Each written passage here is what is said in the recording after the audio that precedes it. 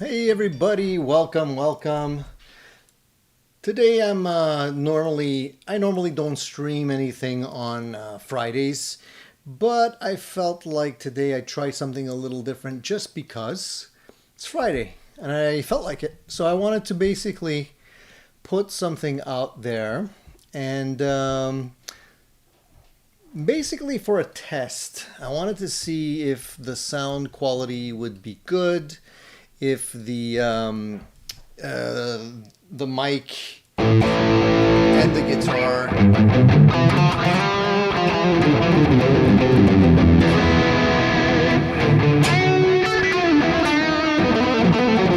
come out good. Because what's happening is basically I'm trying a new system today. And I usually do this on Sundays, right?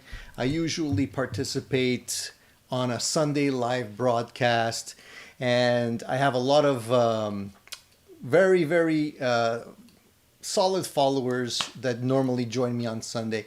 And we're going to have an episode on Sunday as well, this Sunday. But I figured today I wanted to just try something new. I wanted to do a little bit of a setup here, mostly because I'm using a different type of a mixer. I want to make sure that the sound quality is okay, that we don't have any issues and whatnot. And I figured we'd keep it casual. Whoever pops in today is more than welcome. I see Billy's here, Bruce is here. Nice to see you guys joining me here. Guys, if you see that the sound quality is okay, give me a thumbs up. And at the same time, because we always do our shows on Sundays, I figured it would be nice to do it on a different day. Usually I do it Sunday mornings. A lot of you guys are not available on Sunday mornings, so I figured today I just do a spur of the moment thing. We'll see how long it lasts, but basically I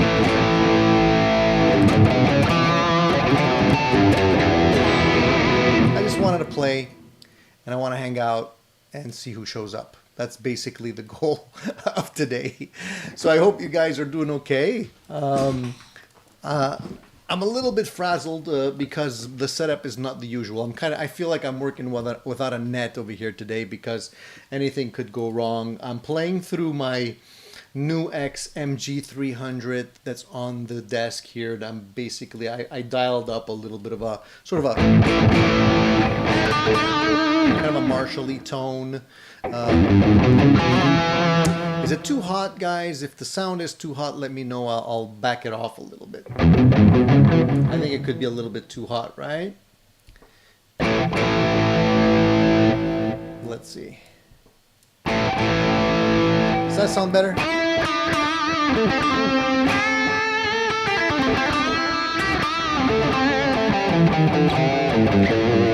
How's that? It's a little hot. Yeah, that's what I figured. Gotta dial down the master maybe. It's hard to get the settings right because I feel like the software I'm using is constantly compensating. It actually raises the volume. And even if I lower it, it goes higher up. Is that still too loud, guys, on the guitar? Once I get it dialed in, I'll try not to move it, But I feel like the output sounds a little bit, a little front row, exactly. Sorry, guys. Let me see if that's... How's that? Is that a little bit better? It's a little bit lower on my side.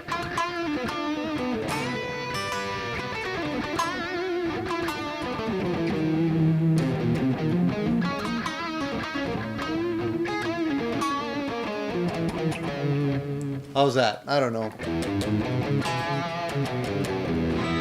It's like if I hear it low on my end, it's probably, too low on your end as well. We'll get it dialed in.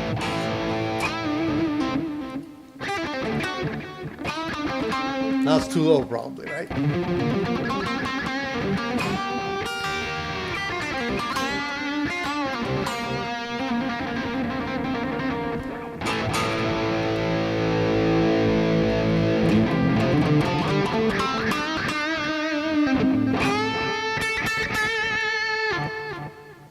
I don't know.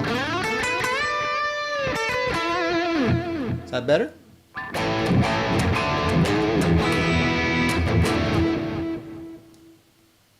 I don't know, guys. You tell me. I'm playing it by ear here, so once I have stuff dialed in, like I said, I'll try not to budget. But basically, guys, this show is totally spontaneous, so I don't really have any kind of a script for today. I just wanted to hang out with you guys and talk and play a little bit. I'm playing this guitar. This is the EVH project guitar that I showed on my show a couple of times. I'm calling it finished. You know, I'm happy with the way it turned out. I think right now there's nothing more I can do with it in terms of making it better. I'll do a full review on this guitar because I think it's worthwhile to talk about it. As you can probably see, my tremolo arm here doesn't match the color of the actual tremolo. I actually misplaced the one that belongs with this tremolo, the black one. So I grabbed another one out of the tickle trunk and I'm using this one. It works, but it doesn't look really nice. Hopefully I'll find the other one. You know how it is. It's usually you misplace stuff and you don't usually find it when you're looking for it. So what I usually do is I don't look for it. I just let it be, and eventually, just by sheer luck, I'll come across it. That way I don't waste time. But as far as the guitar goes, I'm super happy with it so far.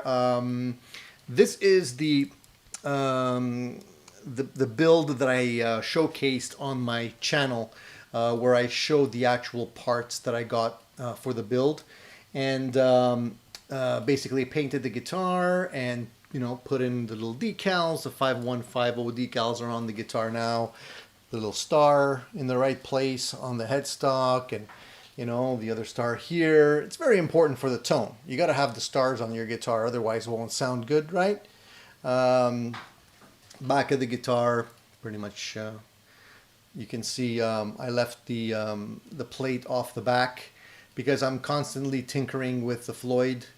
And if you guys ever own a Floyd Rose, you'll understand what I mean. Floyd Roses are a pain in the ass. They really are. You can see on the springs I also have some shrink wrap. What I do is I put shrink wrap around the springs so that they don't make that springy sound. Sometimes when you're hitting the guitar or you're plucking on the strings, you can actually hear the strings vibrate, the springs in the back. So that usually dampens things out, and it usually works pretty good. I find that it does the job.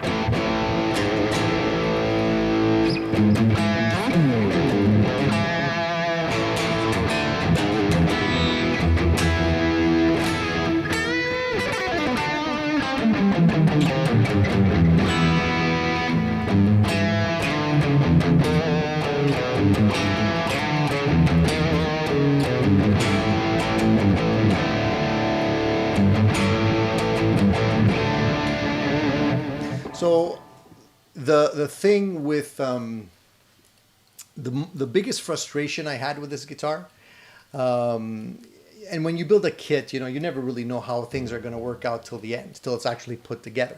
One of the biggest frustrations I had with this is going back to a Floyd.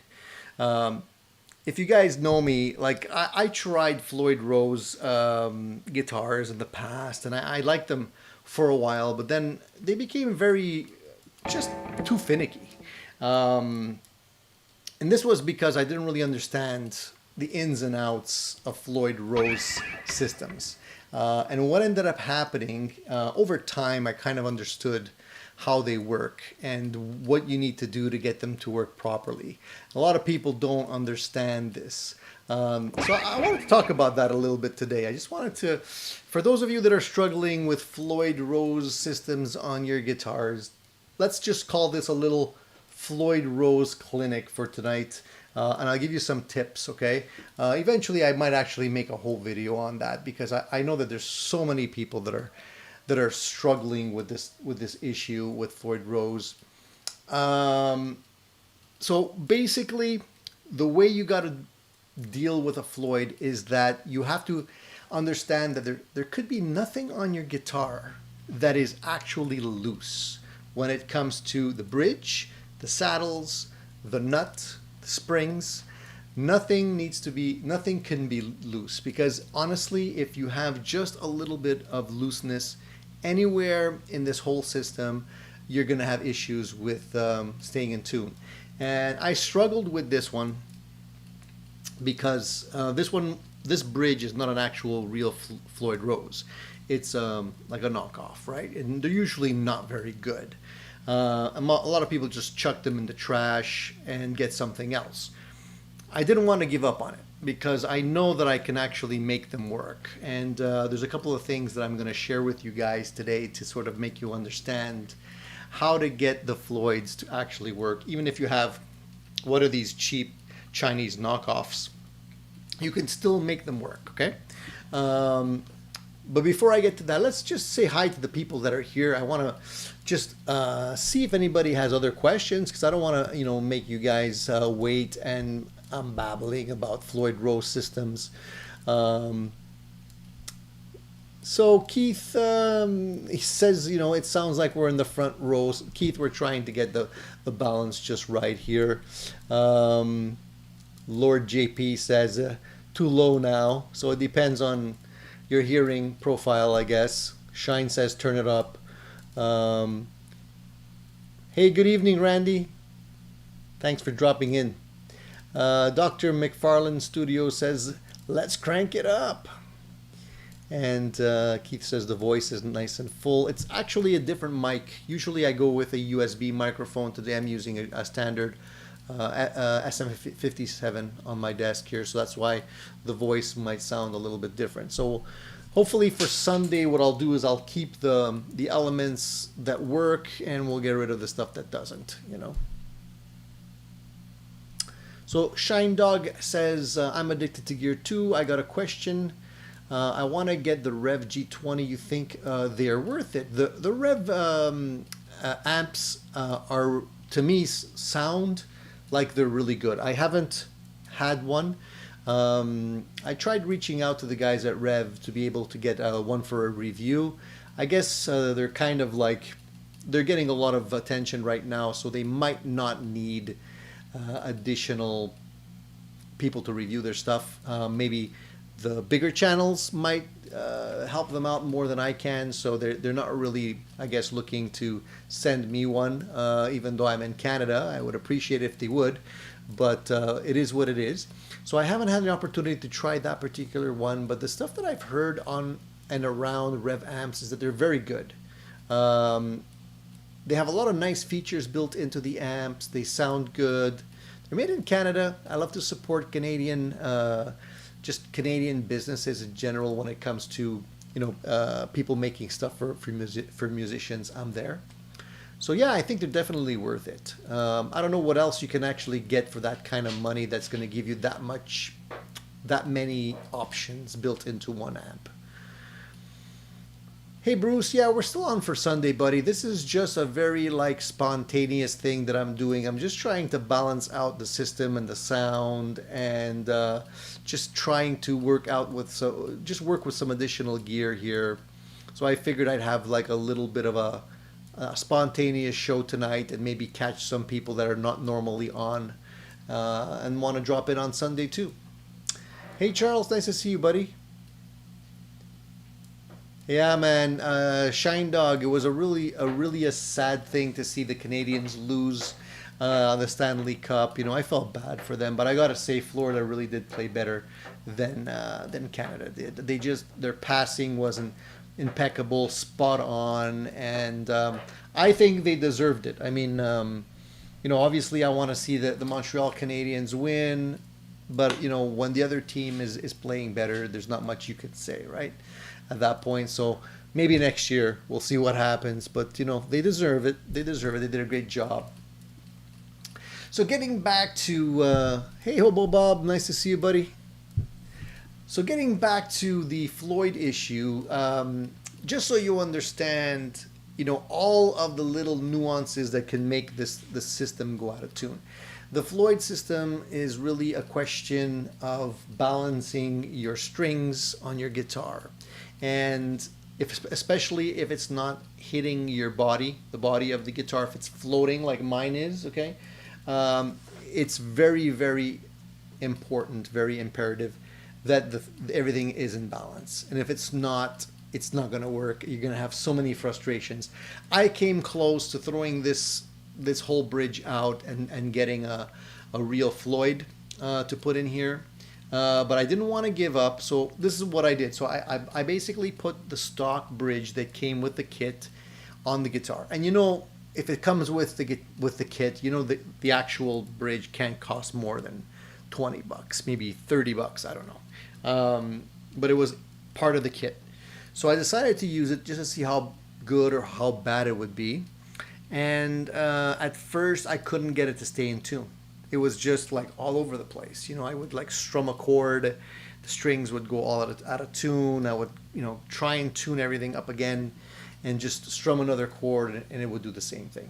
So it was very, very frustrating. And so I started looking at it and I said, okay, let me analyze this. Let me see where all the weak points are in this system, okay? And a lot of times the trouble with these Floyds is right here at the nut, right over here. What ends up happening is that either the quality of the metal is not very good. Sometimes it's pot metal. It's very like cheap. Let me just move over a little bit here so I can show you. Sometimes it's just very cheap pot metal parts. This one actually, the parts weren't that bad, okay? But you have to be careful with the actual Allen keys that they give you. Sometimes they're not very good quality, they can strip or whatnot, but that's not usually where the problem is. The problem here on this end is usually two things. The screws that attach the locking nut to the neck are usually very, very small screws and they're not very good. And so when you actually screw them down, the base plate moves around. And even if it moves a fraction of a millimeter, you're going to go out of tune. You're going to go out like flat. So when you're pulling on the strings or dive bombing, it puts a lot of pressure right here. And if this thing's not really cranked down properly, it'll move. And you can actually see sometimes a little gap that shows up between the nut and the fretboard. That's like easily half a semitone out of tune if you see that happening, right? So that's the first thing. So the first thing, you got to crank this down. The screws have to be like tightly screwed down to the neck. Sometimes people put a drop of glue under here. I don't usually like to do that because if ever you want to remove this, it becomes messy. But some people do that and they say it helps. If you do that, you just don't want to go too crazy with the glue. The other thing is this little bar right here. This little bar is very important. It keeps the strings down and provides downward pressure on the strings at the nut. So if your strings are not really following the contour of this nut when it's opened up, when you crank down the Allen keys, the strings are either going to go sharp or flat. And if they go sharp or flat, mostly sharp, it means that your strings here, this string retainer, is not far enough down to keep your strings with firm pressure on the nut. Okay, so that's the first thing. So what I did in this particular case, I threw away those little screws. I put in better quality screws at the nut, and that like automatically fixed a big part of the problem. So then after that, I decided to look at the back of the guitar. And this is some place where people don't actually pay attention whenever they're dealing with a Floyd issue. And I'll explain what happened here. So when I actually was dive bombing or pulling up on the Floyd, what would happen is that the springs would actually touch the wood inside. As you dive bomb, what ends up happening is the springs slightly bend. And if the strings are too close to the backing on your guitar, this wooden piece here, they'll actually snag on there and they won't return to pitch and they'll cause problems. And some people don't realize that's the issue because they're not looking back here, right? They're looking in the front. So what you want to do is you want to kind of dive bomb your guitar. Just strum and just dive bomb. And if you hear any kind of noise when you're doing this, when you're pressing down, you got an issue somewhere and it has to be resolved, okay? So that's another tip. You shouldn't hear any noise at all. The other thing that you want to look at in the back here is that you want to make sure that the claw, this part here, is actually properly screwed in and screwed into the right amount.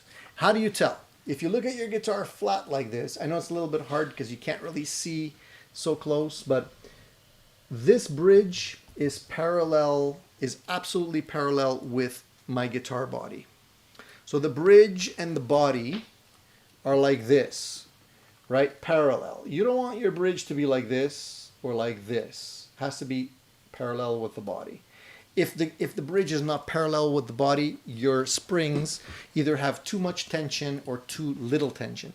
And once the body of the guitar and your tremolo are in sync and parallel with each other, it'll return back to pitch easier when you're dive bobbing. Otherwise, it won't. Okay, so that's another issue right there. And guys, stop me if you have any questions along the way or if this is boring you or whatever. But I figured it's a good tutorial for anybody dealing with Floyds. So that's the next thing, the claw. It's got to be put in properly, right? The right amount. The other thing you want to look at, and this is probably one of the most critical parts, and one of the things that cheap Floyd Rose systems usually don't have, is you want to make sure that the blade, the knife edge is what they call it, right? You have your posts, the part that actually touches your posts on either side. On cheap Floyd Rose systems, they're usually rounded. They're not sharp like a knife edge. They're kind of dull. They just basically round over. If you look at it with a magnifying glass, it's kind of rounded over. What happens is that doesn't really give you very much precision, and what ends up happening is your Floyd won't return back to pitch. So what I do, even on these very, very inexpensive Floyds, you can actually make them play very nicely. I take this off, I sharpen the knife edges with a file, and then I basically make sure it's nice and smooth and there's no burrs with some very fine sandpaper. And you'll see, like, I mean, you can't really see it here, but if you look at my Floyd Rose, the knife edges are shiny, like they look like a knife blade, you know. And the sharper you can make those, the more precise they will be. And they'll definitely return to pitch a lot better. So that's another thing. Beyond that, there's more. You know, this is the thing. This is the reason why I kind of stopped using Floyd Rose systems, because for the amount of use I get out of them, it's just like a lot of work for nothing. You know, for me. But they're definitely a lot of fun. So the other thing you want to pay attention to is when you're actually putting your strings into the Floyd. Floyds are not like regular tremolo systems, where the tremolo systems that you normally use on a Strat, the ball end stays on the string.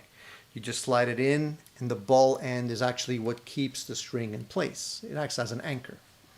Well, with a Floyd, you don't have that, right? You have to clip off the ball end, slide it in to the little slot, and then tighten down with the Allen key until you have a little metal piece that's basically sandwiching or pressing your string up against another piece of metal, like a sandwich. Okay. Now, if that's not extremely tight, the string could slide through. Every time you dive bomb or pull up, the string could slowly slide through the crack and go out of tune. So you have to make sure that you can crank it down and that everything is really, really tight.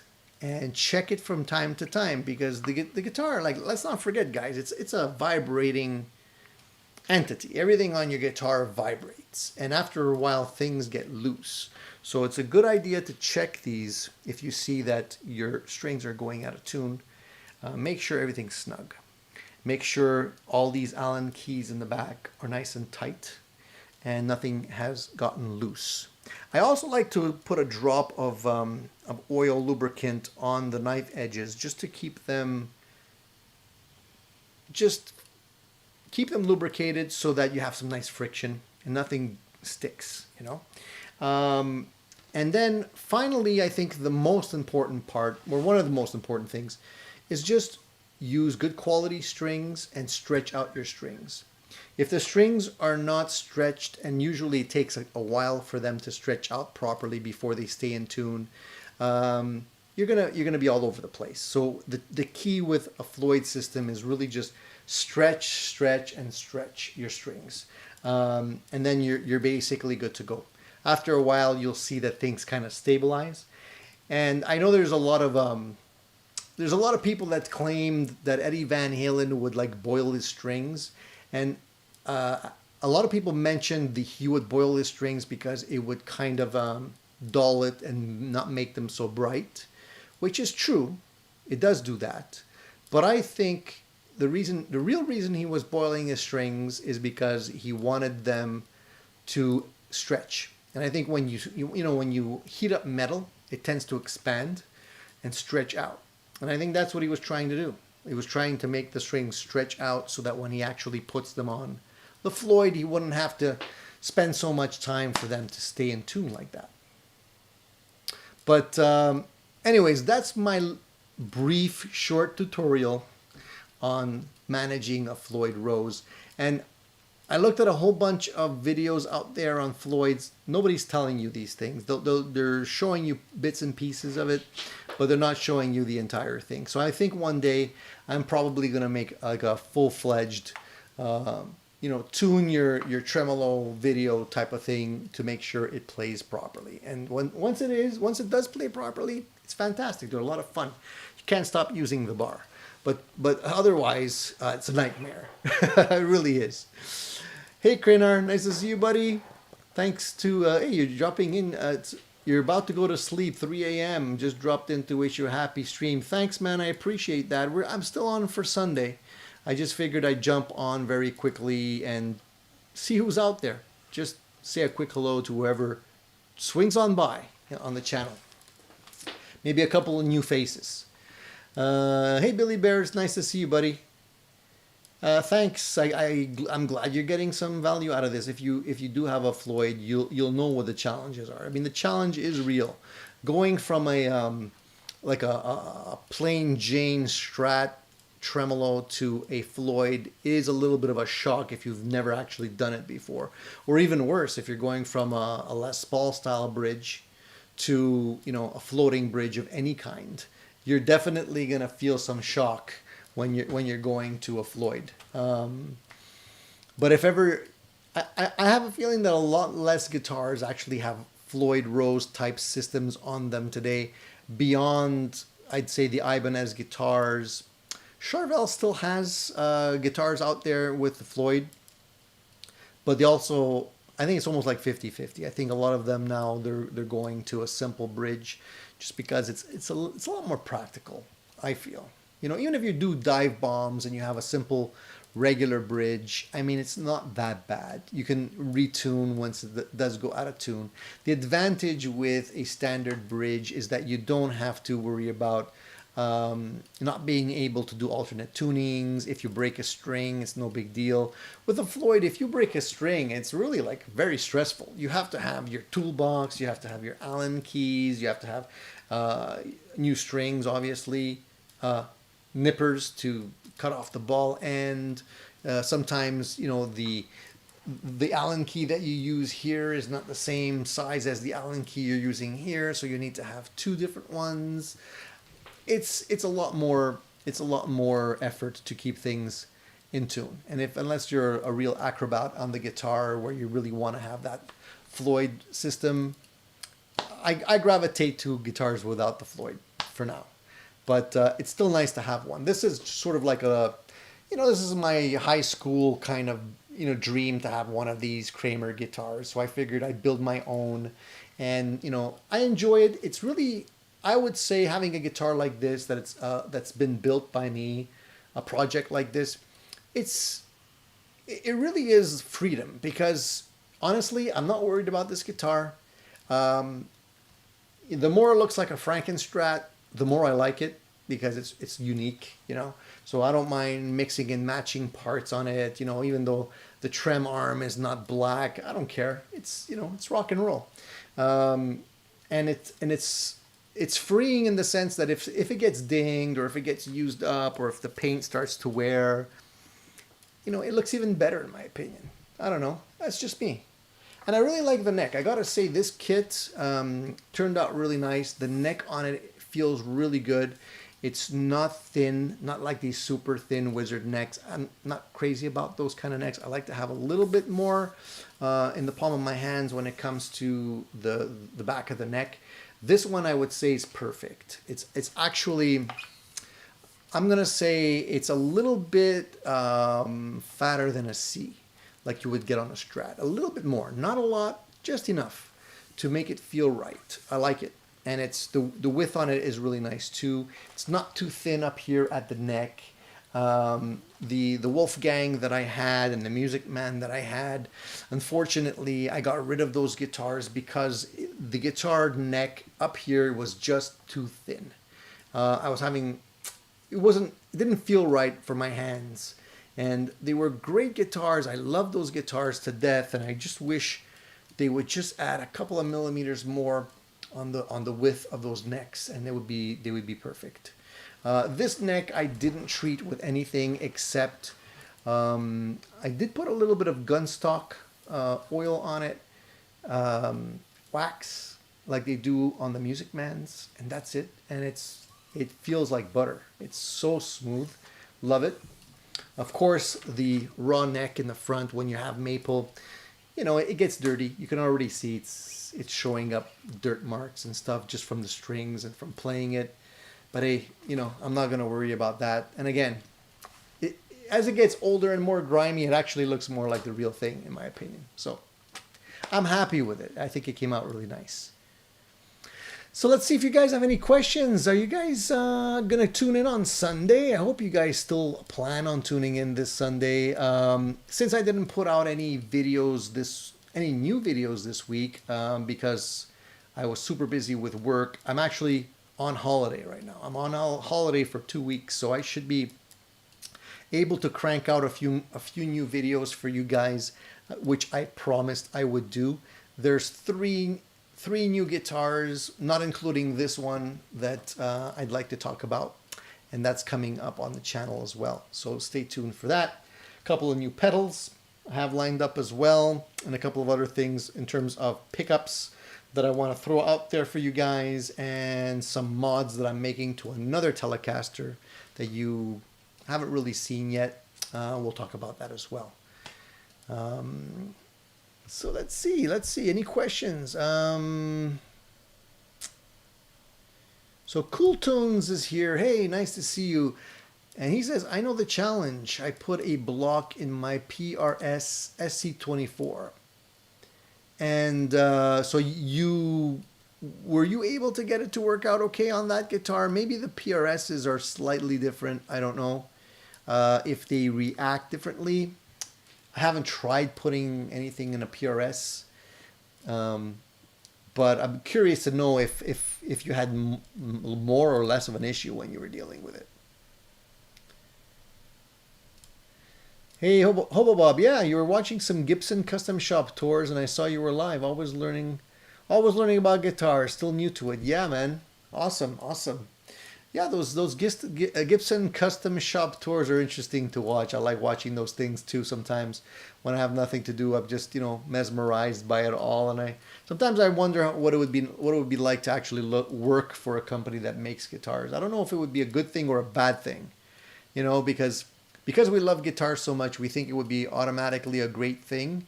But you know how it is when you have too much of something. If you're working at it all day long, then there's no break, and maybe your hobby becomes work at that point. And that's not a good thing.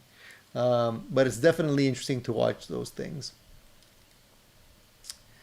Um, hey, Paul, nice to see you, buddy.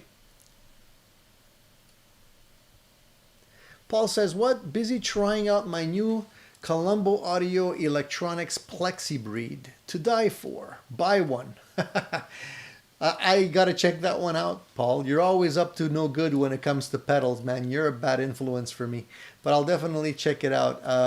Let me guess, another Plexi circuit or something like that. I'm wondering how many like dirt boxes I'm gonna need to satisfy my addiction. But every time I come on, there's one more that you suggest for me. So that's pretty cool. I like that a lot. Um, uh, how do I pronounce your name? Adishesh? Adishesh? Sorry, man. I'm sorry if I'm butchering your name. Have you checked out Sire Guitars? What do you hear about the quality and value for the money? So the Sire Guitars, I've only heard about them very briefly. I'm not I can't say I'm a connoisseur of the brand. A lot of people have mentioned that they're interesting and I should check them out, but I can't really comment on them. I haven't owned one of them, so I don't want to give false information. But I'm gonna try and eventually check one out for you guys for sure. Hey Landon, nice to see you, buddy. Happy Friday to you too. Just doing a spur of the moment live thing because I felt like it. I was kind of in the mood. Pretty exhausted today after a long week of work, but I figured I have enough energy in me to at least, crank out a few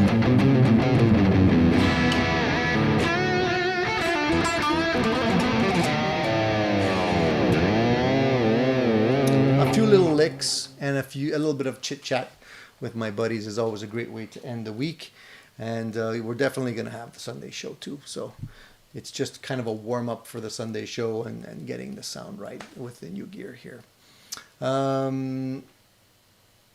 Yeah, Pavel says, don't work for a company who's making guitars. Yeah, that's, that's my thought. It's like, if you like wine and you work at a winery, you're in for trouble. So basically, stay away from it.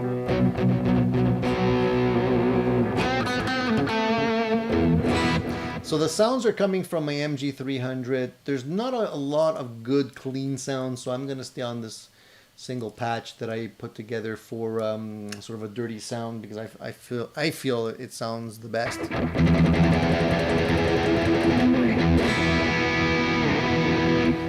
That's one thing I always I wish they would make better on the MG30. I haven't tried it yet. Is the clean sounds. It's very hard to get an authentic clean sound that sounds like a really nice clean amp. The dirty sounds are not that difficult to get because generally they're a little bit more, let's say, muddy. They're covered up by the gain, they're covered up by the delay and the reverb. So you can get by with the dirty sounds. But when it comes to the clean sounds, it's got to really hit the nail on the head. And I feel like the MG300 is good for some sounds, but when it comes to the clean sounds, not as good, in my opinion. So I'm still searching for something that will work as a desktop unit that's not too expensive and that will give me some decent clean sounds as well for things like this, So what are you guys doing anything great this weekend besides maybe watching the soccer games? I know that England is playing Italy, and I don't know what's happening there, but I don't have the channel, so I can't necessarily watch. But now that hockey's over for us in Montreal, I figured at least I jump on the soccer bandwagon and see what's happening there. I don't know if we have some soccer fans in the house or not, or maybe you guys are too busy playing guitar that you're not interested in the sports. But I'm into it. I like soccer, especially in the playoffs. I'm keeping my fingers crossed. Hobo Bob says, only sanding necks all day long or binding hundreds of thousands of bodies a year. Yeah, that would generally be what you'd be looking for if you're if you're working in a guitar factory, you know. But hey, you'd probably be able to build some killer guitars on your own after a while, right? Once you start getting experience and going through all the different stations, that, you know, all the different parts of the process of building a guitar, then you're going to be like an expert. You can actually build your own guitars and probably make them better than what the company's putting out. Hey Larry, so you bought a trem stop from FU Tone, put it on one of my Floyd guitars, works great, dive only, but the tuning stability is worth it. There you go, buddy. I'm glad you like it. I'm glad you like it. Yeah, the trem stops are great if you want to do the double bends.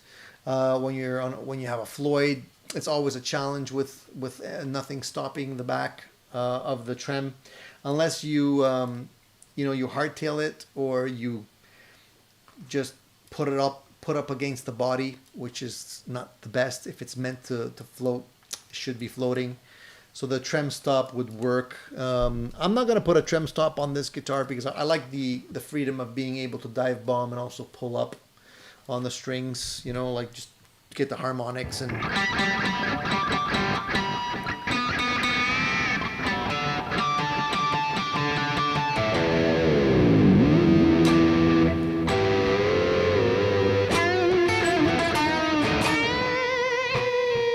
I don't know if the gurgles work. See, the gurgles work on this guitar, but not as easily as on the Vega Trem. The Vega Trem, you can gurgle your trem all day long. This one's a little bit stiffer because I do have like 3 strings in the back, and they're pretty thick strings, so the gurgles are not as easy. But you know, anyways, that's just...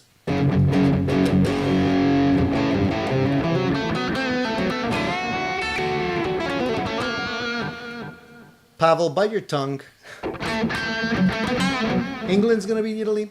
You know, according to the bookies, that's probably what's going to happen. But I'm keeping my fingers crossed that Italy's going to pull through. I just like watching the soccer for the antics, for the fake injuries and all of that. And it's crazy how bad the acting is when these guys get injured and how fake it is. But that's what makes it fun to watch.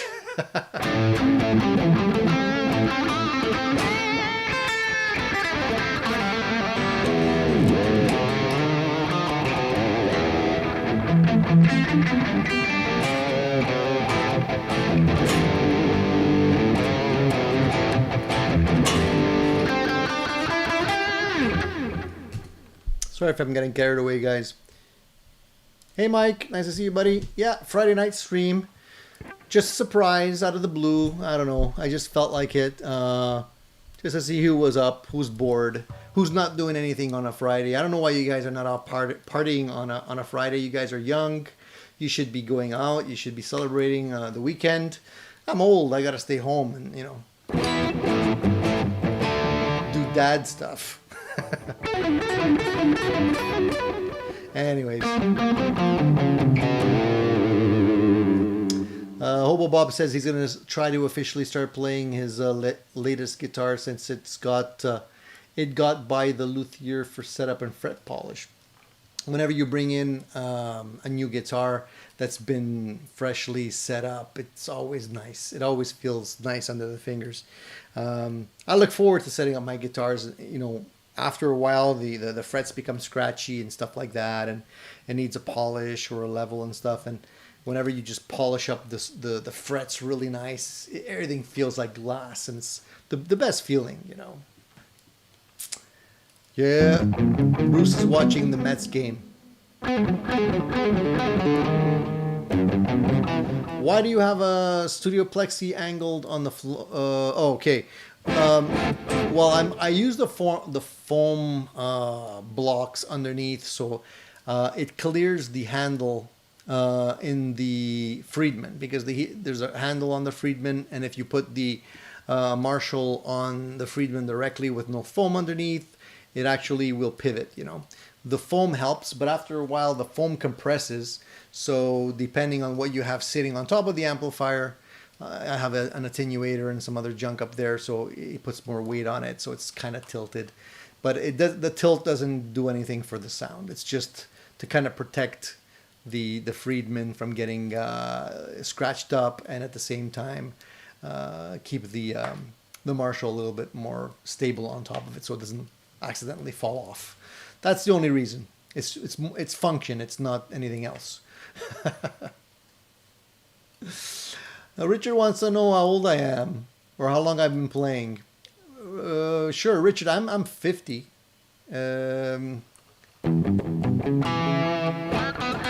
Not a spring chicken anymore. I've been playing since I don't know. I've been playing since I'm a teenager, since 13, around there, more or less.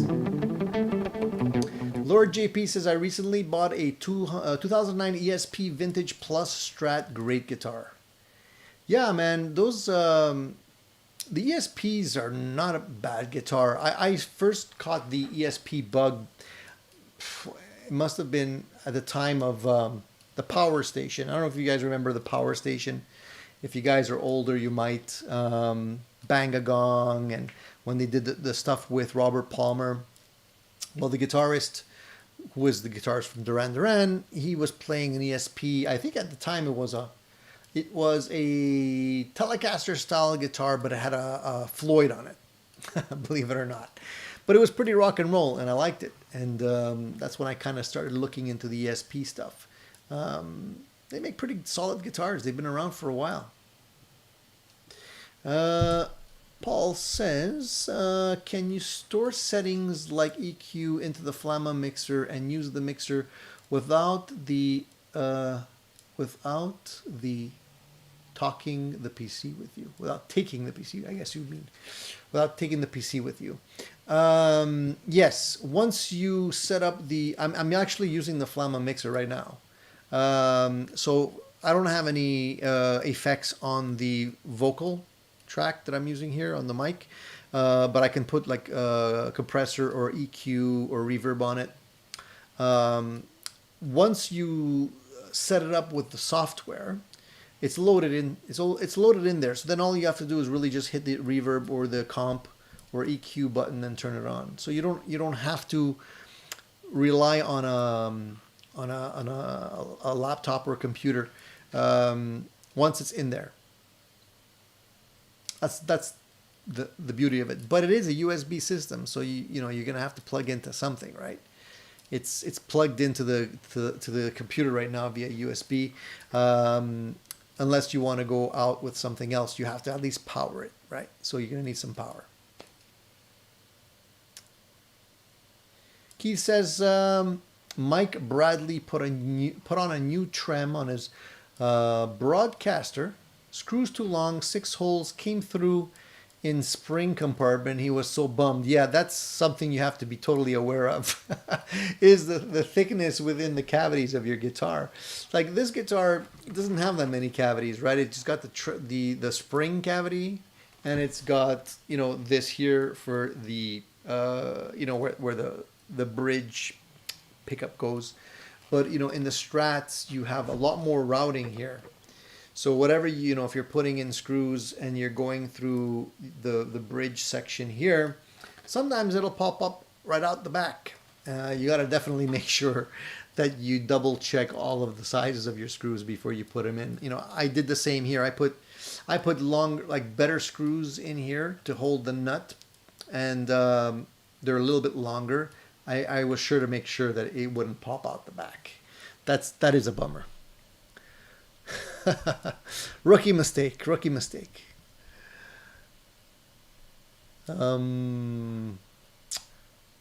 JP says, that's awesome. I've literally been looking at those this week. I want one like Danny Gill.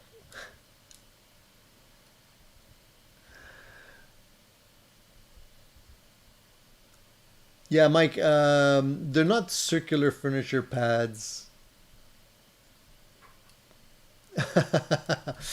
I need to keep up that professional and polished image. I hope you're joking, buddy. Look at the mess behind me. Look at all this wood here. Look at all this. It's like, man, I need somebody to come in here and just like organize everything for me. Um, Clutter. That's my biggest enemy. You waste so much time when you're cluttered with stuff, and but no matter how I try and stay neat, I can't keep up. So it's a losing battle. But yeah, I like the idea of actually maybe using something a little bit better. At one point I was thinking of just getting like a little like a compartment shelving unit or something to put the head units on. But I change so often, and they're different sizes, and it just would make more of a mess in here. So I said, forget it. So Pavel is going to be 50 July 18th. Still addicted to gears. It never goes away. The disease never goes away, man. And be happy that it doesn't go away. It's like, just enjoy it as long as it lasts, man. Because once you lose that, it's kind of like, what do you have to look forward to? It's like, I love guitars. I loved them since I was a kid. This is like the one passion that I've had since I was a child that has never, ever gone away. And I don't think it's ever going to go away till my last breath, probably. And that'll be soon if I keep on bringing guitars, according to my wife. But on a serious note, I'm glad you guys love it, just like me. And this is why we're all here, right? It's just to keep fueling that addiction. Lord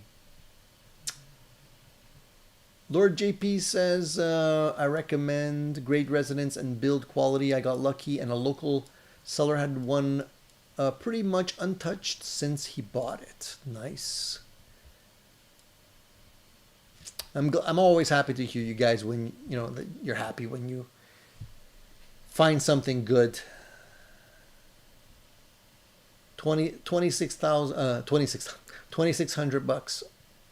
That's not cheap for sure, but it's worth it if you like it, man. Hey, Hobo Bob, have a good night. Thank you for swinging on by.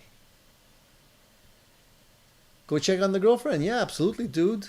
What are you doing? If your girlfriend's there, go spend time with the girlfriend, man.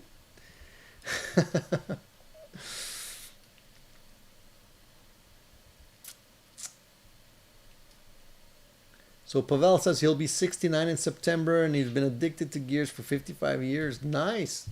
Guitars, 55 years. Sweet, man. That's awesome.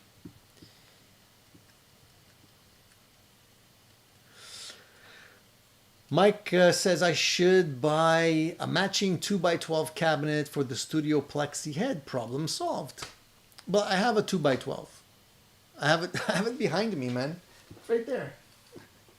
You can't see it. If I lean over, you'll see it, but I'm going to fall over. It's underneath it's underneath that guy. That's a 2x12. But it's a 2x12 this way. I just put it up that way.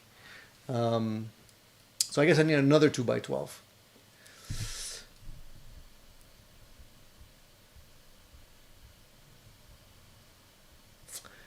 Paul says it powers up using a $4 Canadian 5-volt 1 amp USB adapter that charges phones. Yes, that's right.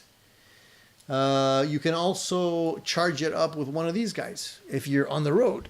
If you have one of these like battery, what do you call these things? Like these pocket juice things.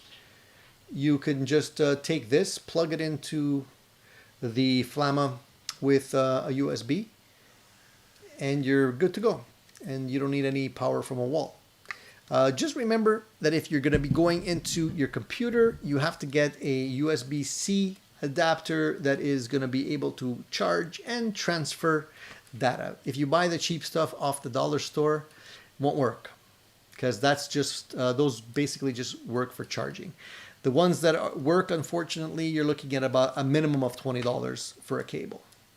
It's a ripoff, I know, but you need one of those. So just keep that in mind.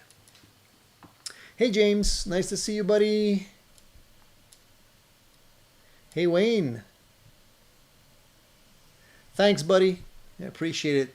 Yeah, I'm loving this guitar, man. I've been playing this guitar nonstop. It was worth the time and effort it took me to build it, I gotta say. And, you guys know how finicky I am about pickups, but honestly, the pickup that came with the kit, which I thought was going to be a throwaway pickup, it's ceramic. It's hot. It's about 11K. Sounds pretty decent, man. I can't complain so far. I'm not saying I'm not going to replace it with something else, but for now, for doing setup and stuff, sounds fine for now. I think I'm just going to keep it in till I can decide what else to put in there instead. I want to put something cool in there, but I'm not sure what yet. How long? Murray wants to know how long I play on average each day. Not long enough, buddy. Not long enough. I work full time. This is not my full time gig. I don't make a living through YouTube. This is a hobby for me. So I got to work every day. Don't have much time to play, unfortunately, when I'm working. But I try and play in the evenings, but I mostly doodle. That's unfortunate that I don't have a more of a structured practice regime. I'm either doodling or playing songs that I play with my band, so I don't get them pissed off at me when we jam,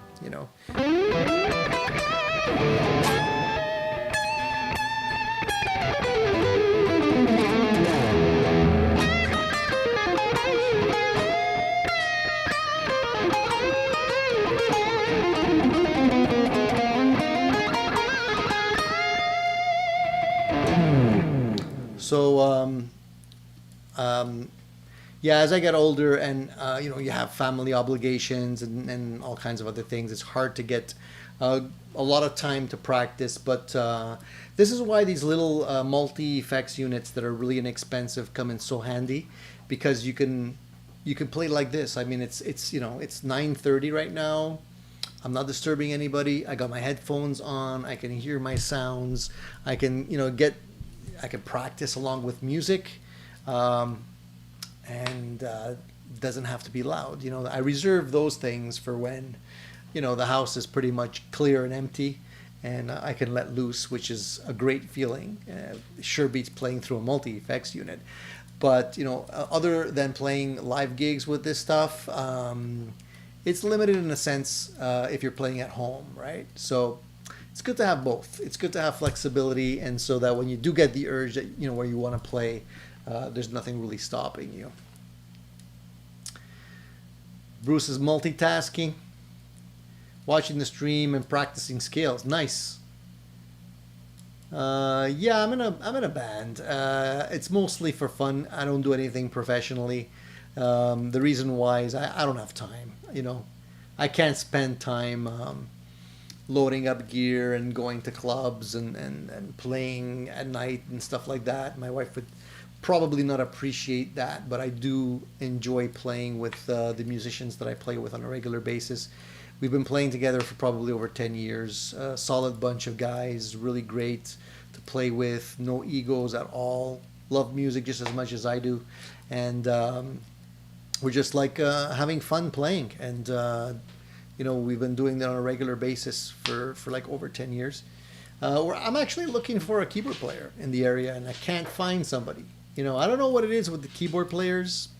If they're all like prima donnas or something, or all busy playing their restaurant gigs or something. But I mean, I'd love to have a keyboard player in the band and just expand the tonality and give a little bit more, lift to the sound, and give you a little bit more room to like improvise a little bit more. Hold down the foundation of the song a little bit better. I don't know. It's really hard to find keyboard players. I don't know what it is. Still looking though. Larry says he bought a Mighty Mite neck for his Strat. It's got a Floyd nut shelf, maple with maple fretboard, 22 medium frets. Gotta try and drill the bolt holes nice and straight and get it on there. The bolt holes, as long as you get, if you use a drill press, I would avoid doing it by hand. You're better off using a drill press if you can. Just cradle the neck in something where you have it pretty flat. You can use a level to make sure it's flat, and then use a drill press. And save yourself some headaches. You can eyeball it, but trust me, anytime you eyeball anything, it's guaranteed to come out crooked. No matter how careful you plan it out. I've done that. I've done that many times. Cool Tunes Made Easy says he only plays when he makes a YouTube video. So you got to crank them out, man.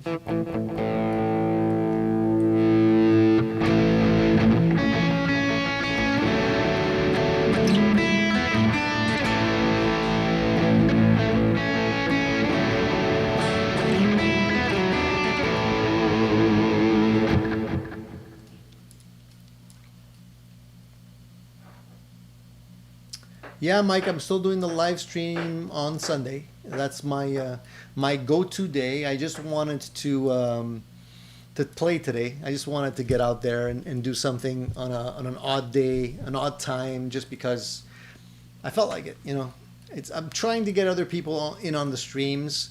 I'm glad you guys tune in. I mean, it's wonderful that you guys, see that I'm putting stuff out there and jump right in. I appreciate that so much. But at the same time, I'm trying to get some other people that are not normally available on Sunday mornings to jump in on the streams. But hey, it is what it is.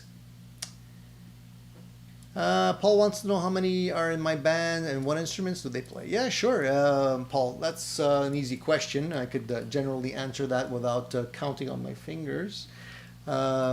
So there's myself on guitar. I have backup guitarist as well. Bass player, singer, and drummer. We used to have a female singer in the band as well, but I guess her schedule became a little bit more busy, so it was a little bit hard for her to join in. But she was singing backup with us for a while. And I'm just looking for a keyboard player, man. If anybody knows keyboard players in the area that enjoy playing classic rock or even more modern tunes, whatever. As long as they have good attitudes, that's what we're looking for.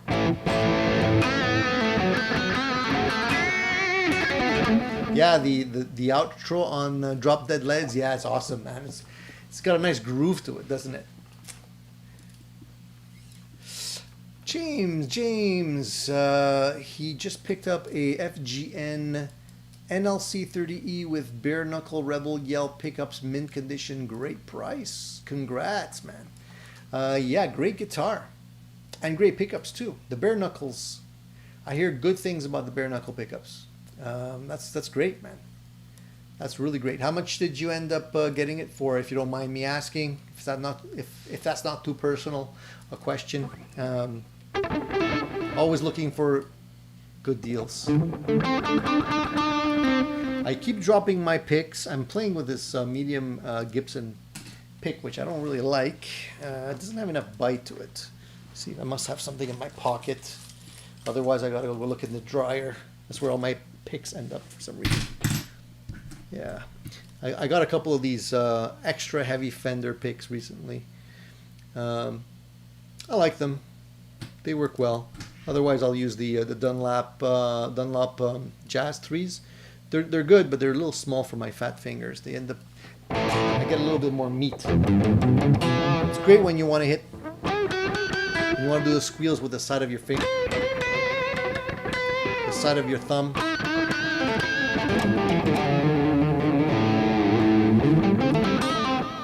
Now I'm gonna go back to the Fender. So the Fender is definitely louder. If you look at the Dunlop, it's more of a subdued tone. Like the Fender, yeah, definitely. I can hear it.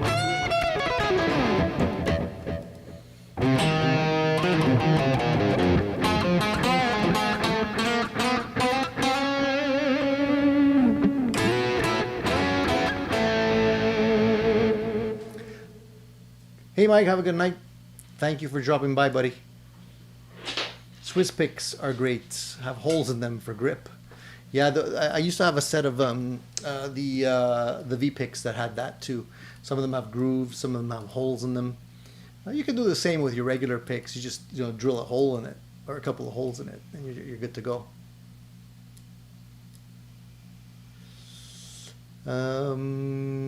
Paul says, whoa, too many personalities to deal with and too many parts to cover if one or two bail. Oh man, it's fun. Oh, are you saying I should just go for a trio, power trio or something like that? Nah, that would be too stressful. Then I would have to sing. I'm not really a singer. Hey Charles, don't forget the kid. Yeah, gotta go pick up his son from work. Catch you on Sunday if you're available. We'll be here.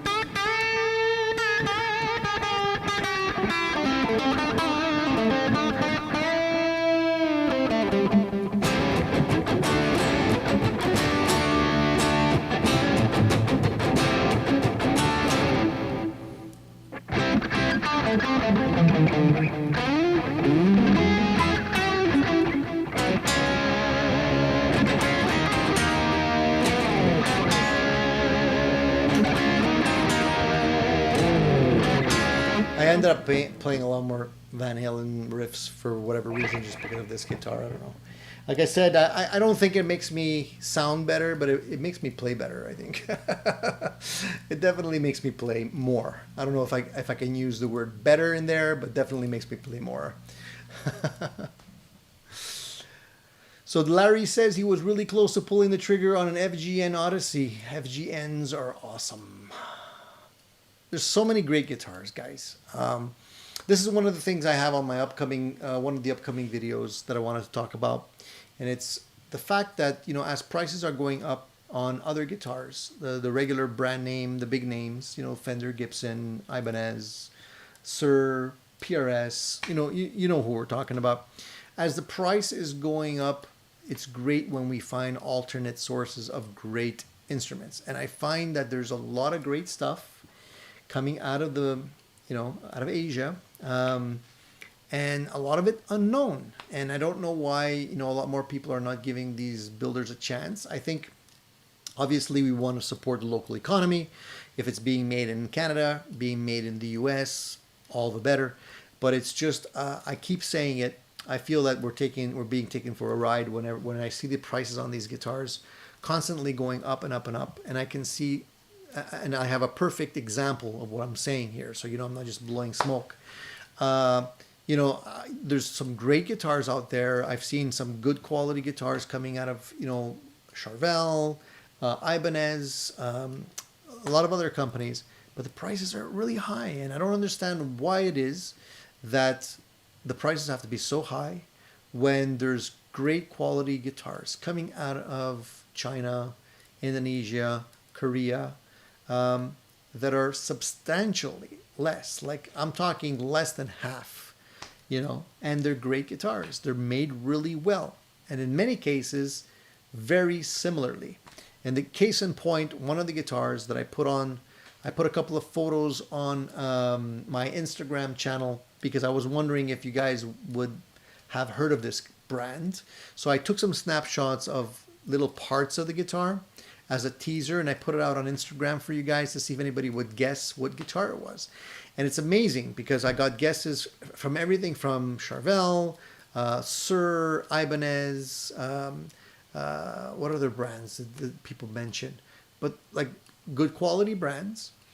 And you guys were all absolutely right. That guitar had elements of all those other guitars in it. And it's a brand out of China. And I'm pretty darn sure you guys haven't heard of it yet, but it's a great guitar, and I've been playing it quite a bit. And it's over there, right over my shoulder, right there, over there, that guitar right there. And I'm not going to tell you what it is till I do the video, but I'm going to keep it in suspense.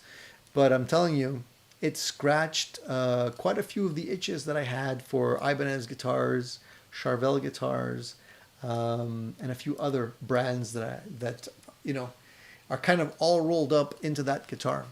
And you'll see what I mean.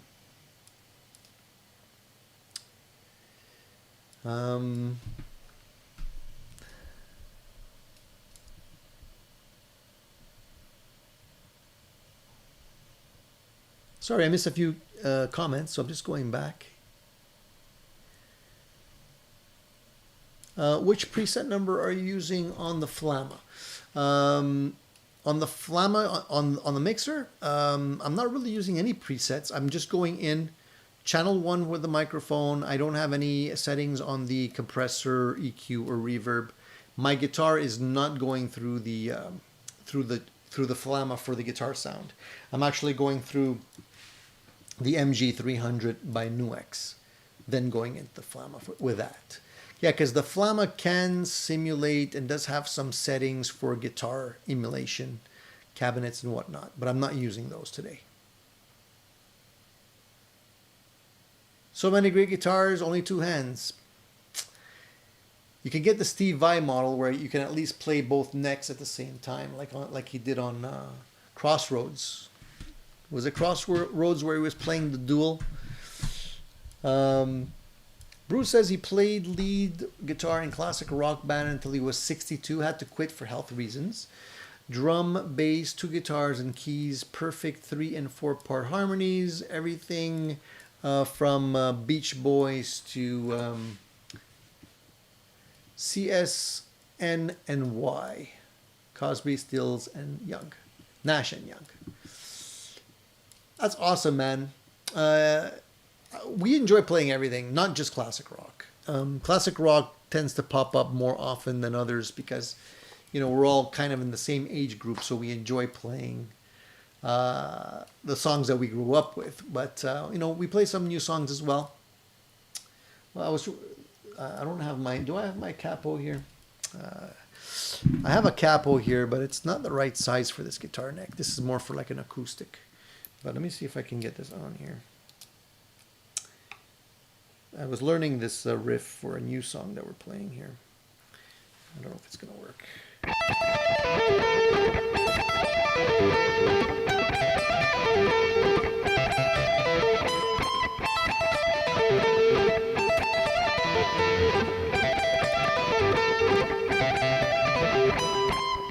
I don't know if you guys recognize that song. If you listen to the radio, that's a Coldplay song, Adventure of a Lifetime. That's the main riff. And yeah, we play that one too. So, you know, we don't just play old fart stuff. We play some newer stuff too.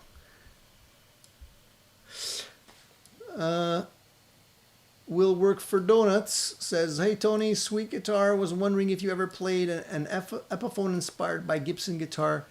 What your opinion is of Epiphone Les Pauls? I've been meaning to check one out. I don't have one. I have a couple of Gibson Les Pauls. I have a couple of knockoff brands that are made. One is in Japan, 2 that are made in Japan, 1 that's made in China.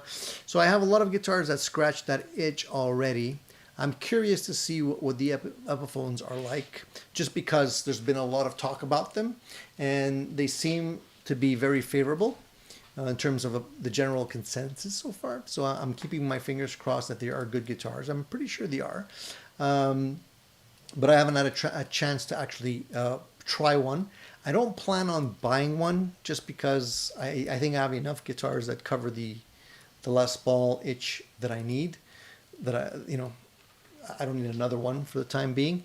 And the Epiphones, I think, are good guitars, and definitely fit into the right price category for most people that can't afford more expensive Gibson Les Paul or don't want to spend, $2,500–3,000 on a Gibson. But for me, it's really between the Epiphone, let's say, price tag and the PRSs. I like the PRS guitars a lot as well. Obviously, the more expensive US-made ones, you can't go out and buy 2 or 3 of those. If you're lucky, you can buy 1. But the SEs are very good. And they're very comfortable guitars to play. In my opinion, they're more comfortable to play than a Les Paul. So if you're in the market for something along that price range, check out the Epiphones, but also check out the SE line of PRS guitars as well. Yeah, Andy says US was voted #1 worst country to manufacture a product. Overhead costs, man, it's just too expensive. Unions, overhead cost, that's unfortunate, but that's the way it is, right? We all want to make money and be able to support our families, and the cost of living is going up, so I understand that.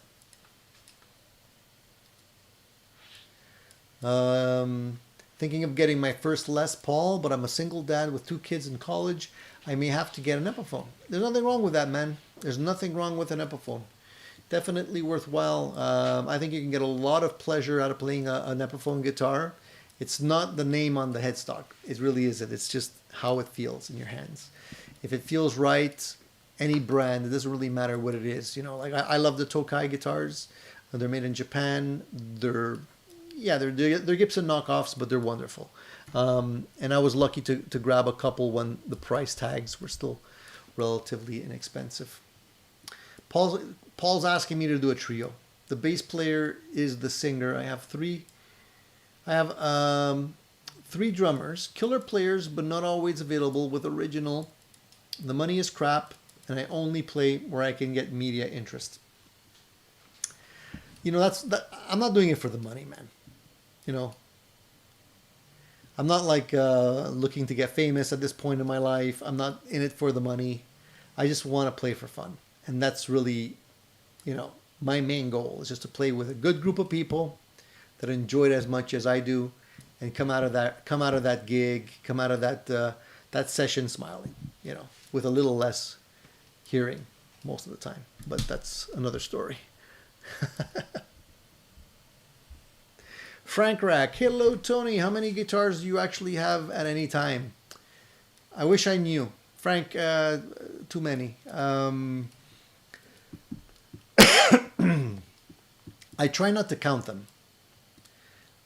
Because if I know how many I have, I can't plead the fifth with my wife when she asks me, you know, how many guitars I have. So I try and not count any of them. Although I have been putting out some videos, sort of trio videos, where I showcase 3 guitars from my collection at a time. I only got, I think, 3 videos in. There's a lot more to come. I just I got to get some time to actually put those together. Yeah, sometimes it's worthwhile just to play dumb. It helps out sometimes. You can't lie if you don't know, right? Hey Kush man, how's it going, buddy? Frank says he usually goes via garage when entering stock. Yeah, I do that too, man. I do that too. Leave it in the garage for a couple of days and slowly bring it in when the coast is clear. I've done that. Thinking of other strategies as well, you know, when you're sneaking in the house with a guitar and like, what's that? It's just a friend of mine. He wanted me to set up his guitar for him, you know, or something like that. But I got to be careful what I say, because sometimes, you know, my wife's sneaky. She could be watching, and then there go all my tricks out the window. I said it before. My wife's an angel. She really is. She should be sainted for her patience. And I think at this point, we've been together for a long time. She knows I'm not going to change, and it's not really worth trying to get me to change at this point. She figures I don't do drugs, you know, I don't drink, I don't abuse anything generally too much. So if she has to put up with a few extra guitars now and then, no big deal. Plus, she keeps on saying that when I kick the bucket, she'll be rich. She can sell all my guitars. So, scary thought. We can share some tips on how to sneak in guitars. Larry Dua wants to know if I have one guitar that I play most of the time, and which one is it. That's the real beauty of having liking so many different style guitars, is it goes in waves. I don't have one guitar that I play more than others. It goes in waves. Like right now, like I've been playing the heck out of this one, just because it's a thrill, you know. I like it. I've been setting it up. I've been, you know, playing around with it. So I've been playing most of this week. I've been playing primarily on this one, even though I got 3 other guitars that just came in, but primarily this one. Most of the time, I would say I think I spend more time on a Telecaster these days than other guitars. I started playing a lot of Strats when I was first playing. I was really into Stratocasters. So played those almost exclusively for a while. Then got into the Gibsons. Then got into the Telecasters pretty heavily. PRS. So I'm all over the place right now. So I can't say there's one specific guitar that I play more than others, unfortunately, or maybe fortunately. The beauty of it is that they're all different. They all sound different. They all play different. I don't like buying guitars that are consistently the same, even if they're Stratocasters. There's a difference between the ones that I have, either sound or feel or what. So I don't get tired of them. There'll be a moment I'll be playing a lot of this one, then maybe a week from now I'll switch over and go back to my hollow body Gibson or something like that, 335 or. So I'm sorry if I can't answer your question. It's just that's the beauty of being addicted to guitars. You get the pleasure of playing so many different types of guitars.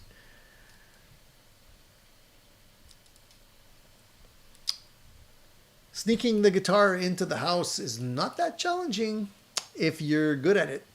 And when you get stuck, what you do is you buy a guitar that's the same color as another guitar that you have.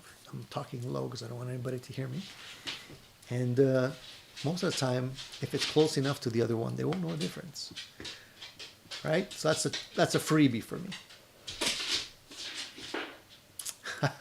I just told the wife I bought a new case for one of my Les Pauls.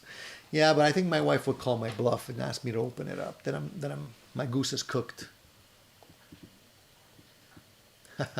Seth says, coffee and weed. The trunk works perfect. Yeah, as long as it's not too hot.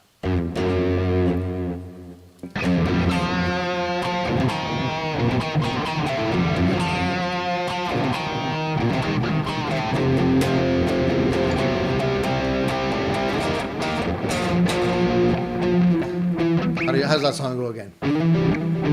I forgot the punchline. Let me try that again. How does that go? I should know it because I'm Canadian, right?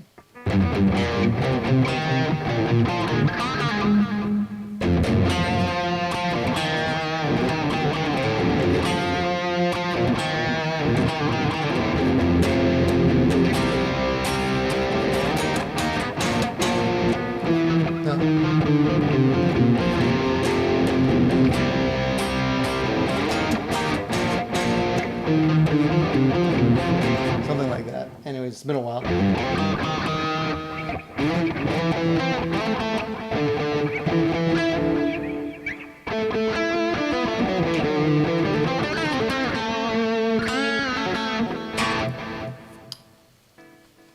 If there was a house fire, what guitar would you save? Oh man, that's a hard question. Oh, it always comes up.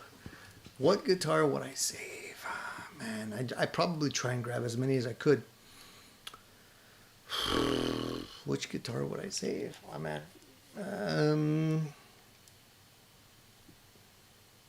I'm not sure, man. I can't answer that question. It's really hard. I love them all. Honestly, I think if I only had to take one, man, probably my Tokai. My Tokai Love Rock that I've had for a long time. It's a beautiful guitar. It's right there. It's that guy right there in the corner, right there. You could see it. Honestly, if my Les Pauls, Gibson Les Pauls and the Tokai were like there, and I would have to grab one, I probably would grab the Tokai over the Les Paul. I'm not just trying to be like a smart ass here. It honestly feels better to me, plays better, and just sounds fantastic. Sounds like vintage, you know. It plays vintage too.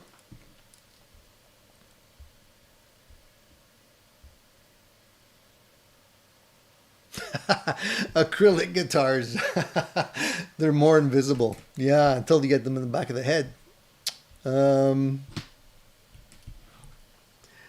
We can never have enough colors on the palette. Yeah, that's true, man. For me, it's a 64 Les L Series Strat. You know what? It's great to have a favorite. I wish I had a favorite because then maybe I'd stop looking for other guitars. But I mean, it never ends. To me, it's a cycle because, and you guys correct me if I'm wrong, okay? Because maybe I'm not the only one that does this, but it's a cycle because even though you have, let's say, whatever, 5 guitars, 10 guitars, 20 guitars, 50 guitars, whatever it is, whenever you have a guitar, that many guitars, you're constantly evaluating the others. So for me, it's not like my goal is not to have a million guitars. I don't want to have a lot of guitars. I would love to have like 2 or 3 and that's it. You know, but the thing is, as you build up a guitar collection, you're constantly evaluating one against the other. And at any given time, I have a mental list in my mind of the top and the bottom of the tier. And if something should come up as a trade or, you know, something else I'm interested at the time, I already know, okay, these 2 or 3 guitars are available to liquidate. I can get rid of them and I wouldn't miss them. And so you constantly bring in another guitar or couple of guitars that you feel would be better. The goal is to ultimately get a few guitars that are the best. And you know, at that point, you can liquidate the others and know that you're perfectly happy with the selection that you're left with. It's like a natural selection. Like whenever I would see guys like Eric Clapton, for example, doing, giving away guitars or selling guitars for an auction or a cause or whatever, I'm like, how could he do that? You know, like these guitars have history. These guitars have been with him for years. They're part of rock and roll history. But I understand, like, these guys have so many guitars. And at the end, I know for a fact they're not going to be selling the ones they enjoy the most. The ones that they're going to get rid of are the ones that they feel that are not as interesting for them or just don't blend with their style of playing as much. And, it's better, they're better off giving them to someone who can enjoy them more. And I feel the same way, you know. It's like if I'm not playing a guitar, if it's just gathering dust, there's no point for me to hang on to it. You know, and there's a couple of guitars that I have that I just hang on to because they're expensive. And I don't want to just, get rid of them. But I don't play them a lot. I don't play them nearly enough, you know. Like this, just as an example, I mean, this guitar I built myself. It's, it's a hunk of, it's not a high quality piece of, wood or, made by an expensive company like a PRS or Sir or something like that. But I love playing it. I mean, at the moment, I'm enjoying playing this more than, a really expensive Sir or a really expensive PRS. So is that a bad thing? I don't think so.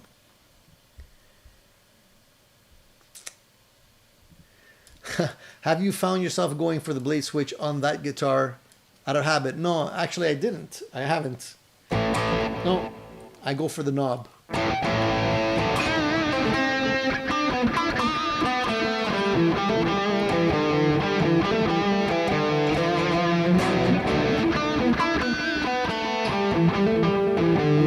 I go for the knob or I go for the little whammy.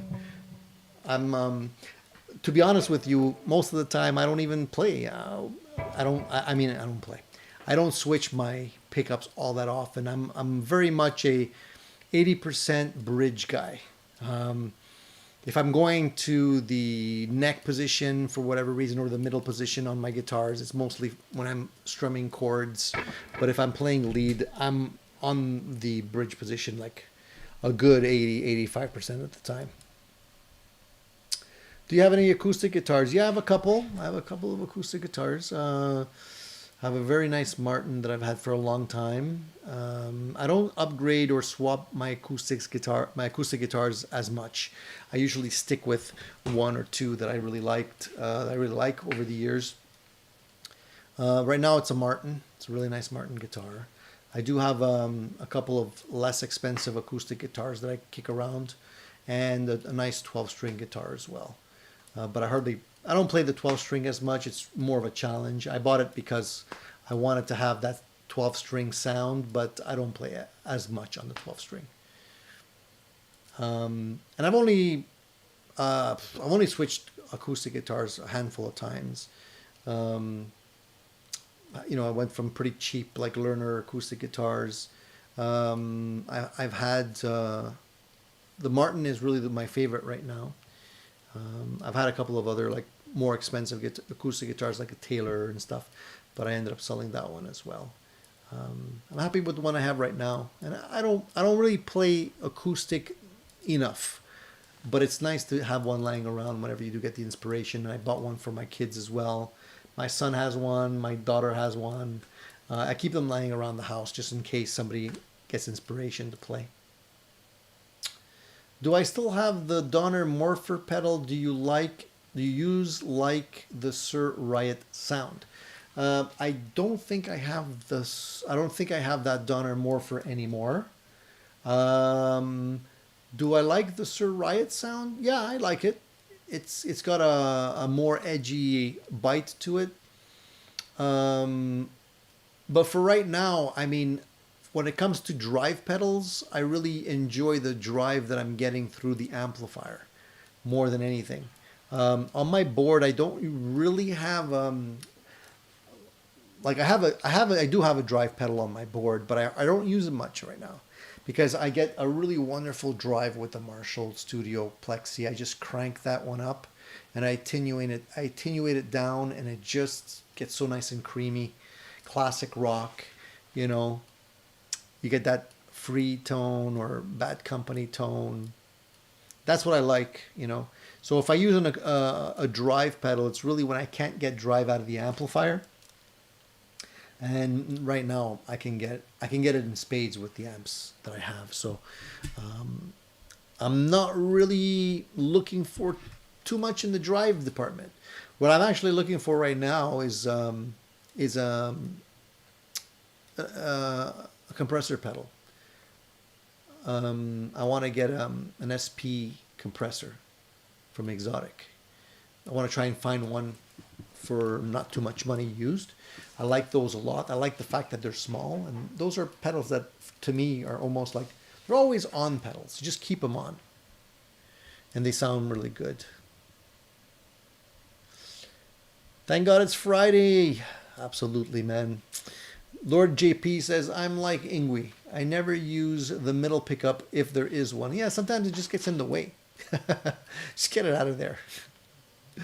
Bruce says, I have 20 some odd guitars and basses, but each one is uniquely different with very little overlap in what I use each one for. And exactly, Bruce, man, that's my philosophy as well. Charles says, I tend to prefer my neck pickups. In a Strat, I find the neck is nice, depending on the model of pickups that you're using. The Strat neck usually is nice. It sounds nice and full, depending on... And some of my Strats have a really nice in between the bridge and the middle position. There's some nice sounds to be had there as well. Yeah, expose the kids to music. You never know when it's going to pay off, and one of them is going to get famous and be able to support you when you get old. 80% neck, 80% bridge pickup, 15% on the bridge and neck pickup, and 5% on the neck pickup. I gotta say, if it's a Les Paul, I don't spend a lot of time on the neck pickup unless the neck pickup is really good. And that is the biggest challenge I've had. If you guys watch my shows and listen to me on Sundays, you'll understand the neck pickups for me are the biggest challenge. There's only a couple of pickup winders that have been able to make a neck pickup that I really enjoy. One of them is in my Tokai right there, and another one is in a Gibson that I have. And the other ones, I mean, close, but no cigar. Unfortunately, but I'm always looking for that bite. Classic rock goodness. Lord JP says, yeah, my Exotic EP booster is always on unless I'm using a clean sound. Me too. I got one on my board and it's mostly always on. It's one of those things. It just makes everything sound better. Bruce says, my kids are extremely musically talented, but they play classical and jazz. Go figure. Well, at least if they play classical and jazz, I mean, it's always a good thing for them to know. Once you know classical, jazz, you can pretty much handle the blues and everything else. So it's not a bad thing.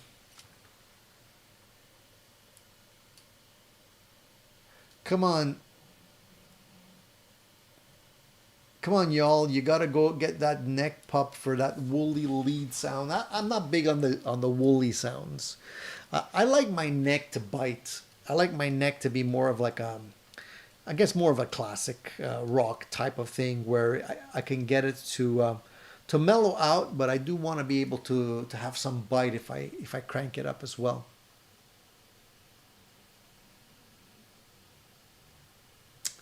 Seth says Seymour Duncan, Pearly Gates, and a Strat.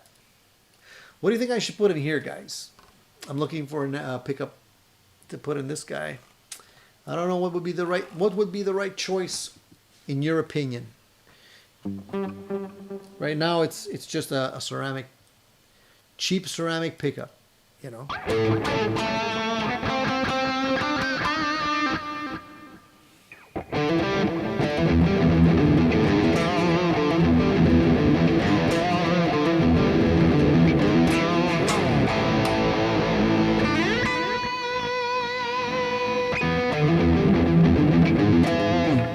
Should not play that song with delay. It doesn't work with delay.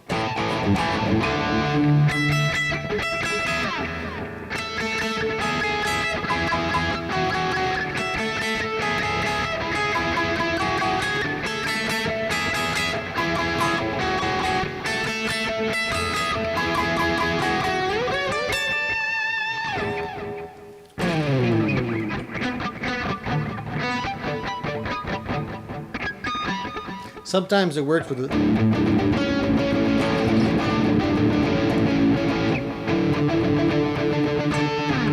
It's just that it doesn't really work with the drive on. You need something cleaner.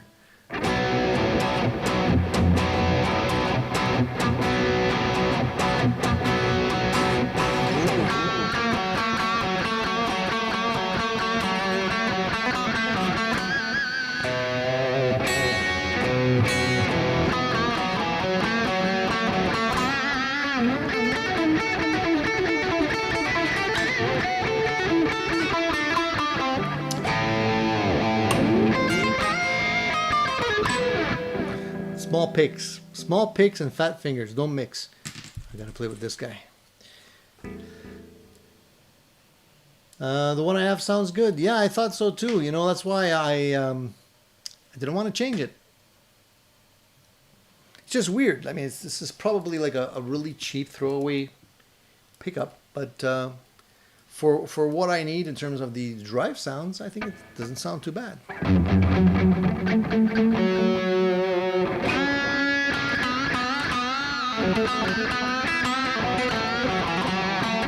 You got to put Wolfgangs in it. I used to have Wolfgangs in my Wolfgang, and although they were good, they were not my favorite pickups. So I don't know if I would put Wolfgangs in this one. Paul says I have a Recto Sonic Flanger coming, award-winning clone, or the EH78 Flanger, best known as the Andy Summers. And your collection of pedals keeps growing, Paul. The Andy Summers was always my go-to artist whenever I wanted to better understand how to use all the modulation effects, because he's wonderful with all that stuff between, flanger, chorus, delay, and all that stuff that he was using. Sounded good. It sounded good to me. Yeah, one of the pickups I do like a lot is the 57 Classics. Maybe I would get a 57 Classic Plus and put it in here. I don't know. But for now, seems okay to me. Charles says, how about a Gibson 498? Maybe.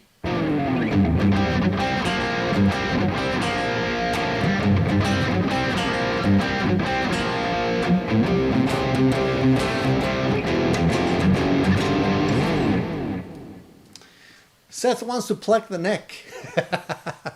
Seth, you crack me up, man.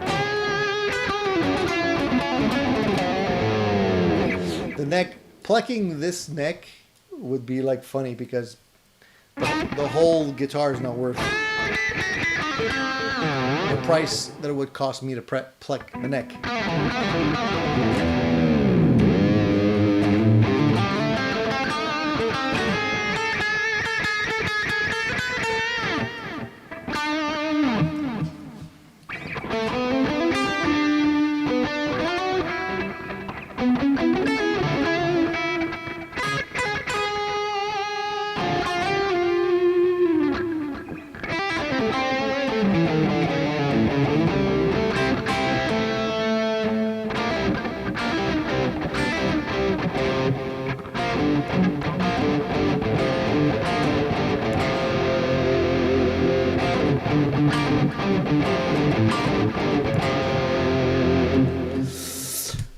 Okay, what you got in there in the bridge slot now? I don't know. I don't know what it's in. This is the pickup that came with the kit.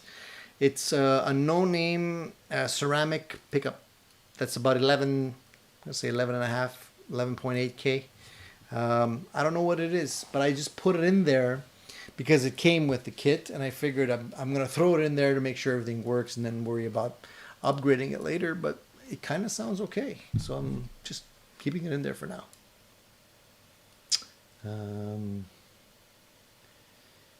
20 pedal sales of my old stuff is good. I'm keeping less but owning better. That's what I was saying about guitars too. That's the idea, right? Keep less but own the best of the best of the bunch.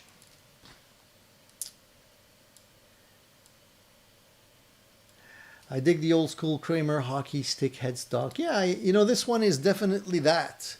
There's a lot of these copies floating around that they have the short headstock, more like what I have on the Kramer Beretta specials.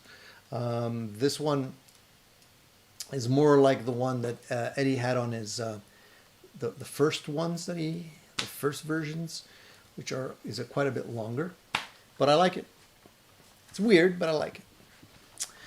Are you familiar with Fender noiseless pickups? Oh, that went by too fast, sorry. Fender noiseless pickups, and do you like them? Thinking of getting a Fender Deluxe Roadhouse Strat. The specs and looks seem really good besides the pickups. So I'm going to be honest with you. The ones that I've tried, the noiseless pickups, I didn't like. And I'll tell you why. They were lacking the quack. I like Fender Strats because they have the Fender quack. And I find like you lose that with the noiseless pickups, in my opinion. I tried the noiseless ones in a Strat from Fender.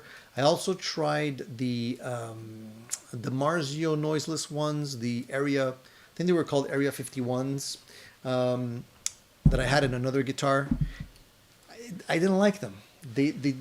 There was something missing. I'd rather have a little bit of noise and keep the quack than to have something silent and not have that quack. Just me, man.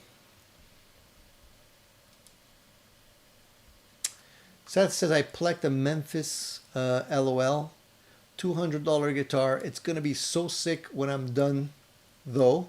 The new Bone Nut Fender Custom Shop trem block, hip shot gold saddles and locking tuners, and maybe a Peg City. So, man, you're going all out pimping up that guitar. That's pretty cool. That's pretty cool. Yeah, so maybe I should send you this neck to get plucked. That'd be an interesting experiment, wouldn't it? Oh, man. More ways to spend money. I don't know. It's one of those things. Oh, shit. Bruce says, I'm actually playing around with some cheap $20 Guitar Fetish pickups that I thought sounded great. I've done the Guitar Fetish thing too. I've tried a couple of them, which weren't bad. And honestly, if you don't do an A-B comparison, sometimes you won't even know, like you won't even tell the difference in terms of where the tone's lacking. But when you do compare side by side, you can definitely hear it though. I have an old Wormouth neck hockey stick headstock somewhere. That and an ash body. Gotta slap that baby back together.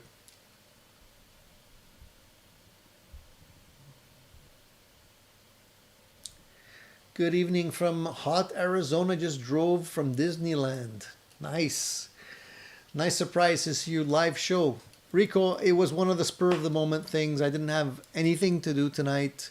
I'm starting a vacation, time off. I'm off for 2 weeks, and I wanted to just jump on an odd time slot just to be able to see who's up, and maybe start my vacation with a nice little live show for people that are not usually on the Sunday show. But you guys found me. I can't hide.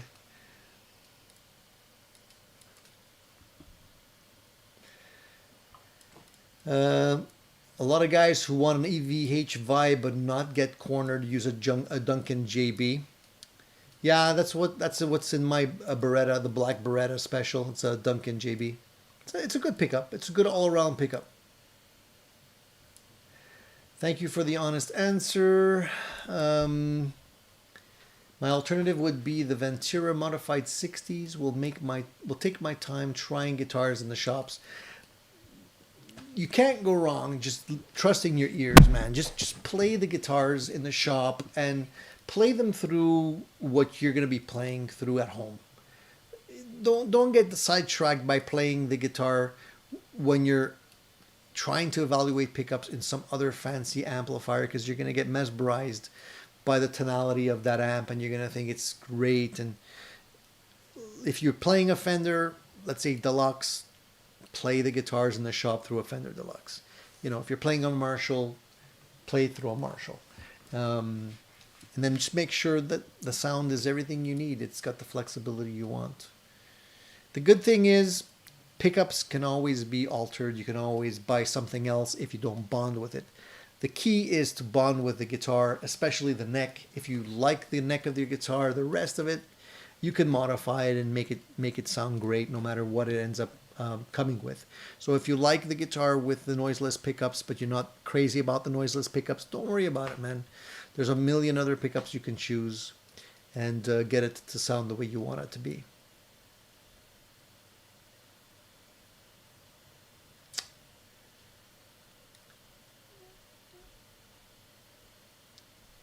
T-Mid73 says, I don't do plex. Fret's got to be done by hand by someone who knows what's up. I mean, I have a guitar that's been plecked. I can't say it's a bad thing. I like it. I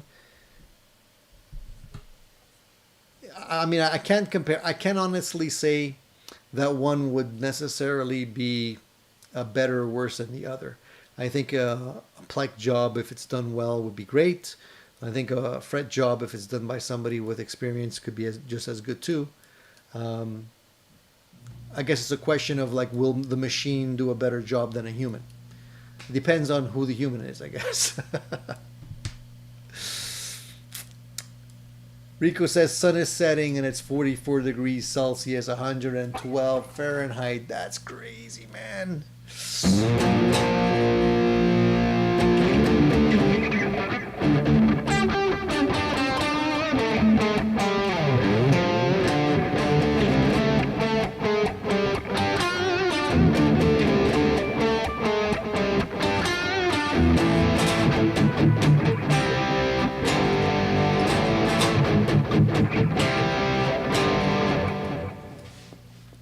Gotta love a JB, man. Great pup. Yeah, I guess a lot of people do love the JB.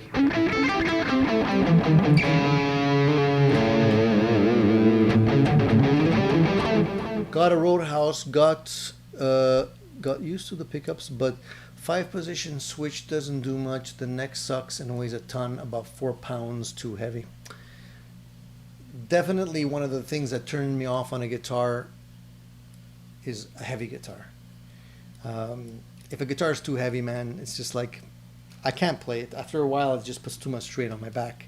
One of the lightest guitars in my collection is the one that I made, which is that guy over here, which is the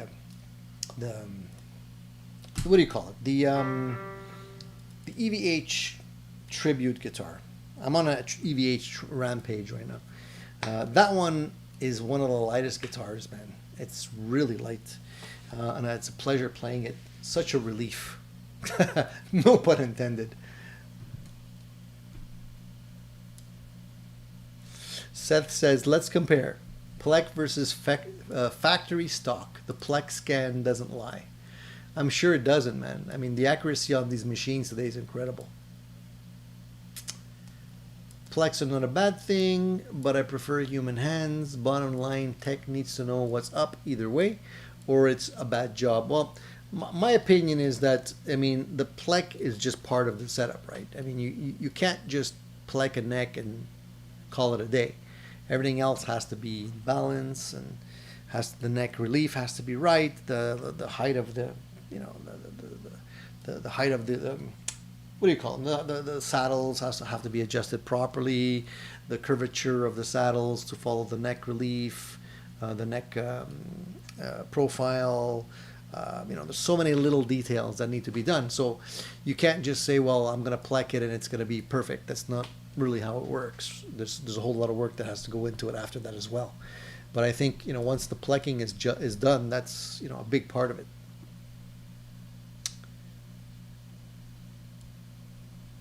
Yeah, if a guitar's over 9 pounds, forget it, man. Use that as a boat anchor. So guys, I think I'm going to wrap it up. I've been talking for almost 2 hours. I actually only wanted to be on for about a half an hour. I just get carried away every time I'm on this thing. But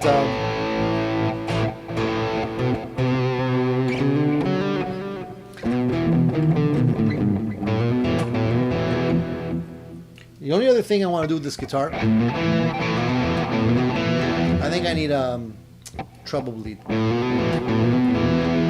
when I turn down the volume,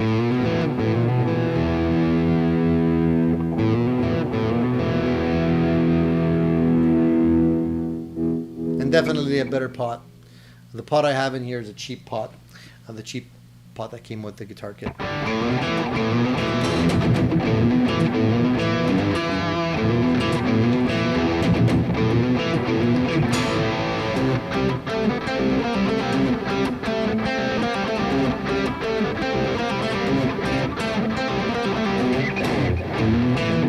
So yeah, definitely probably a treble bleed, a new pot, and I think we're in business with this guitar.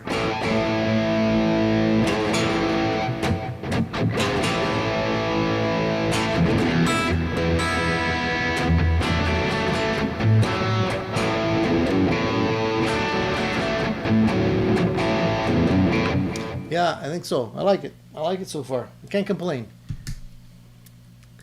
So thank you guys for all tuning in and finding me on this wonderful Friday and spending some time with me instead of, you know, doing some crazy things on a Friday night and getting into trouble. I guess if you guys are spending the day at home on a Friday, nobody's going to spend money, and you wake up in one piece tomorrow morning in your own bed and you know where your underwear is.